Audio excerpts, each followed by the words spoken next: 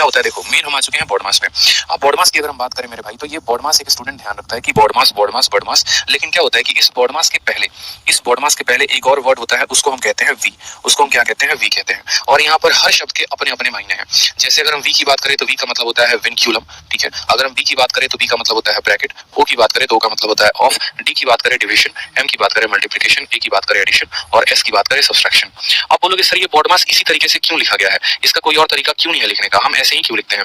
तो देखो क्या होता है, जब सिंप्लीफिकेशन में बहुत सारी चीजें दी गई होती है ना, ठीक है, तो उनको हल करने का कुछ ना कुछ तो नियम होगा। जैसे मानो मैंने कहा 2 को हमें 3 के साथ गुना करना है, उसको 4 के साथ भाग करना है, जोड़ना है 1, घटाना है 2। अब मैंने कहा ये चीजें हैं, इसको सॉल्व करो। तो आप बोलोगे सर यहाँ पर इसको अब कैसे सॉल्व करें? कोई स्टूडेंट पहले गुना कर देगा, फिर बाद में भाग करेगा, फिर 1 जोड़ेगा, फिर 2 घटाएगा, तो उसका उत्तर कुछ और आएगा।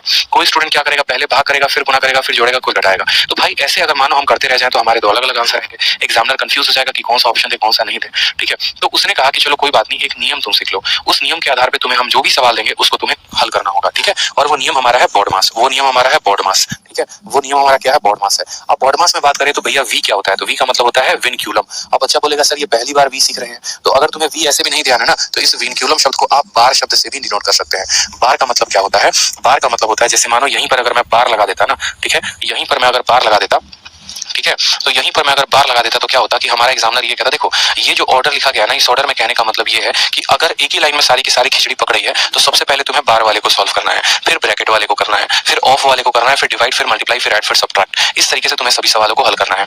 यानी अगर मानो ये सवाल दिया गया ना, तो इस सवाल में सबसे पहली प्रायोरिटी, प्राथमिकता जो हम देंगे वो ये देंगे कि हमें इनको हल करना होगा सबसे पहले। उसको करने के बाद हम देखेंगे क्या कहीं ब्रैकेट लगा है, नहीं लगा है तो छोड़ दो। ऑफ शब्द का इस्तेमाल है तो नहीं है, ऑफ का मतलब क्या होता है, गुना करना। और डिवाइड का कहीं इस्तेमाल है तो हाँ है, यानी इसको हल करने के बाद फिर हम डिवाइड करेंगे, फिर उसके बाद मल्टीप्लाई करेंगे, फिर ऐड करेंगे, फिर सब्ट्रैक्ट करेंगे।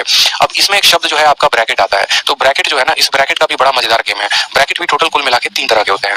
एक ये होता है छोटा ब्रैकेट, दूसरा होता है उसके बाद हमारा मंजिल का ब्रैकेट, ठीक है, और तीसरा होता है बड़ा ब्रैकेट। यानी अगर हम बात करें सबसे पहले, ठीक है, अगर हम बात करें सबसे पहले, तो सबसे पहले अगर हम बात करें यहाँ पर, तो अगर जैसे मानो मैंने सवाल दिया है, मैंने सवाल आपको क्या दिया है कि 2 + 3 छोटे ब्रैकेट के अंदर है, ठीक है, +2 जो है ये हमारा आ गया मिडिल ब्रैकेट के अंदर, और मानो इंटू 3 आ गया बड़े ब्रैकेट के अंदर। अब आप सबसे पहले किसको सॉल्व करोगे, आप इधर से अंदर की तरफ बढ़ोगे या आप अंदर से बाहर की तरफ आओगे? तो इसके लिए भी हमारा जो मैथमेटिशियन जिन्होंने भी इसको डिस्क्राइब किया था, ठीक है, उन्होंने कहा कि एक काम करो, ब्रैकेट में तुम कंफ्यूज ना होगे, इसलिए सबसे पहले ये अंदर वाले ब्रैकेट को हल करो, यानी छोटे वाले को हल करो, फिर उसके बाद ये कर्व वाले को हल करो, और फिर तब सबसे लास्ट वाले को हल करना, ठीक है। तो सबसे पहले अगर हम सिंप्लीफिकेशन में प्रायोरिटी देते हैं, प्रायोरिटी देते हैं, तो किसको देते हैं, तो सबसे पहले प्रायोरिटी हम देते हैं विनक्यूलम यानी बार को, फिर ब्रैकेट, ब्रैकेट में किस तरह के, तो सबसे पहले ये, फिर उसके बाद फिर ऑफ, डिवीजन, मल्टीप्लिकेशन, डिवीजन, ठीक है, एडिशन और सब्सट्रैक्शन। तो ये होता है बेसिक बोर्ड मास की आत्मा, बोर्ड मास की जान। अब इसके ऊपर आप अपनी शीट में देखेंगे तो काफी बेहतरीन बेहतरीन सवाल मैंने पूरे के पूरे डाले हैं, 250 क्वेश्चन, ठीक है। इस 250 क्वेश्चन का चढ़ावा जिसने 3 बार चढ़ा लिया ना, मैं कहता हूँ आशीर्वाद लग जाएगा उसको भगवान का कि उसके पांचों के पांचों सवाल मेंस में जाके सही होने ही होने हैं। इस बात का ध्यान रखो, तय है, इस बात की गारंटी मेरी है, ठीक है। तो सवाल को जरा देखिए। अब बोलोगे सर पहला सवाल इतना टफ है, तो क्या करोगे भाई, सिंप्लीफिकेशन के सवाल टफ ही बनते हैं, इसमें ना आप कुछ कर सकते हैं ना मैं कुछ कर सकता हूँ। अगर कोई कुछ कर सकता है तो इसमें हमारा एग्जामिनर जो है वो सवालों को या तो आसान दे सकता है, नहीं तो टफ दे सकता है। जितने तरह के या जितने टाइप के क्वेश्चन बनते हैं धीरे धीरे करके मैं सभी टाइप आपको बताऊंगा, ठीक है। लेकिन सिंप्लीफिकेशन में बार बार कह रहा हूँ, असली प्रैक्टिस तब होगी जब आप अपनी कलम उठाएंगे। अब जैसे मानिए हमारे सामने इतना बड़ा सवाल दिया गया है, ठीक है, हमारे सामने इतना बड़ा सवाल दिया गया है, तो याद करिए जरा बोर्ड मास का नियम। बोर्ड मास का नियम क्या कहता है, बोर्ड मास का नियम ये कहता है कि सबसे पहले यहाँ पर हम ब्रैकेट के अंदर की चीजों को सॉल्व करेंगे।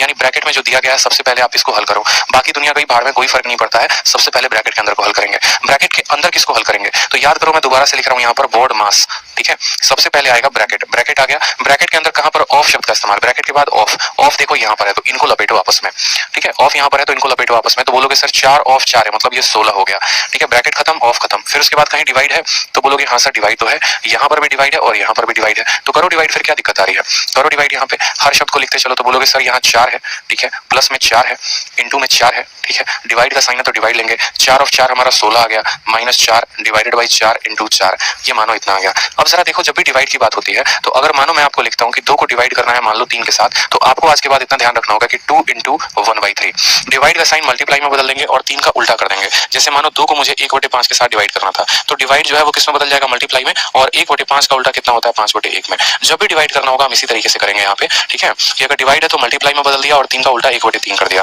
उसी तरीके से यहाँ पर मुझे क्या करना है, डिवाइड करना है, तो हमने 4 को 4 रखा, 4 को 4 रखा, ऐसा नहीं है कि यहाँ गुना कर देना, मत करना, 4 इंटू 4, डिवाइड का साइन है मल्टीप्लाई, 16 किस में बदल जाएगा, 1/16 में, माइनस है तो माइनस, डिवाइड है तो बदल जाएगा मल्टीप्लाई, 4 बदल जाएगा 1/4 में, और इंटू आपका आ जाएगा 4, ठीक है। 4 इंटू 4 16 और 16 आपस में खत्म कर देंगे, ये 4 यहीं पे रहेगा, प्लस हमारा आ गया, ये हो जाएगा, ठीक है। उसके बाद ये 4 इस 4 को खत्म कर देगा और आ जाएगा -4। अब यहाँ काटोगे तो इसकी वैल्यू कितनी आ गई, इसकी वैल्यू 1 आ गई, इस पूरे की वैल्यू कितनी आ गई, इस पूरे की वैल्यू 1 आ गई, यानी यहाँ से लेकर यहाँ तक की वैल्यू कितनी आई है, 1 आ गई। लेकिन हमें भूल गए थे कि भाई सिर्फ ये पार्ट नहीं है, अभी तो एक और पार्ट बाकी है, ठीक है। अब ये पार्ट का वैल्यू कितना आया है, 1 आया है, तो अब इस पूरे पार्ट के साथ दूसरे वाले पार्ट का गुना लगाओ, यानी यहाँ पर तो बोलोगे sir 2 into 3 divided by 2 of कितना है, तो ऑफ 3 इंटू 2, ठीक है, और डिवाइड बाई, अब ये डिवाइड के बाद ये पूरा पार्ट था और इस पूरे पार्ट का मान कितना आया था, 1 आया था, तो यहाँ पर कितना रखेंगे, 1 रख देंगे, ठीक है। समझ में आ गया। अब आपके सामने देखो ऑफ भी है, डिवाइड भी है, मल्टीप्लाई भी है। सबसे पहले किसको हल करते हैं, तो ऑफ को करते हैं, फिर उसके बाद डिवाइड को करते हैं। तो आपने कहा sir 2 into 3 divided by 2, of का मतलब 2 इंटू 3 कितना हो जाएगा, 2 इंटू 3 यहाँ पर क्या लिखेंगे 6, इंटू क्या लिख देंगे 2 और डिवाइडेड बाई 1। फिर ऑफ का काम कर दिया, अब ऑफ का काम कर दिया तो क्या कर सकते हो, ऑफ का काम करने के बाद फिर यहाँ पर डिवाइड का काम करो, तो 2 इंटू 3 डिवाइड का उल्टा कितना हो जाएगा, मल्टीप्लाई, डिवाइड के स्थान पर मल्टीप्लाई, और मल्टीप्लाई के बाद डिवाइड के बाद जो संख्या आती है उसका उल्टा करना होता है, तो 6 का उल्टा 1/6 इंटू आ गया 2, और डिवाइड के बाद मल्टीप्लाई और 1 का उल्टा 1 होता है, 3 इंटू 2 6 से खत्म, यानी आंसर हमारा कितना आ जाएगा, आंसर हमारा 2 आएगा। Option number D for Devsena जो होगा वो क्या होगा, करेक्ट आंसर होगा, ठीक है। डी फॉर देवसेना जो होगा वो करेक्ट आंसर होगा। अब देखो एक स्टूडेंट जो बेचारा तैयारी कर रहा है, एक बालक जो बेचारा अभी नया नया तैयारी में आया है, वो बेचारा तो ऐसे ही करेगा, इसमें तो कोई उसकी गलती नहीं है, लेकिन मैं आपको तरीका बताता हूँ कि आपको परीक्षा हॉल में ये सवाल कैसे करना होता है, ठीक है।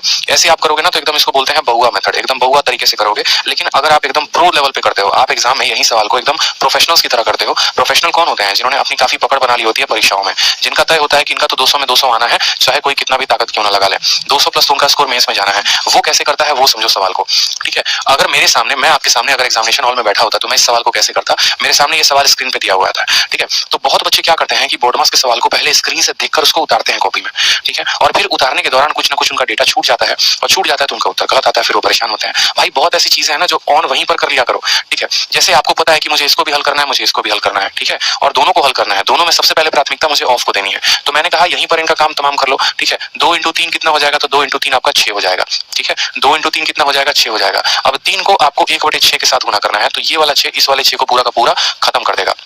समझते चलो। मैंने दोबारा से क्या कहा, मेरे स्पीड के साथ अपने स्पीड को मैच करो। मैंने कहा देखो मेरे भाई 2 इंटू 3 कितना होता है, तो 6 होता है, और यहाँ पर अगर मैं यहाँ पर 6 को यहाँ लेके आ जाऊँ, ठीक है, डिवाइड है तो मल्टीप्लाई में, तो ये इसको पूरा का पूरा काट देगा, यानी मुझे पता चल गया इस पूरे का मान कितना है, तो 1 है। और 1 इंटू 2 कितना है यहाँ पे, तो आप बोलोगे सर देखो 1 है, 1 इंटू 2, फिर उसके बाद क्या आ गया 1 इंटू 2, और फिर आ गया हमारा डिवाइड का साइन। अब जरा ब्रैकेट के अंदर का खेल समझो, ब्रैकेट के अंदर का खेल समझो जरा।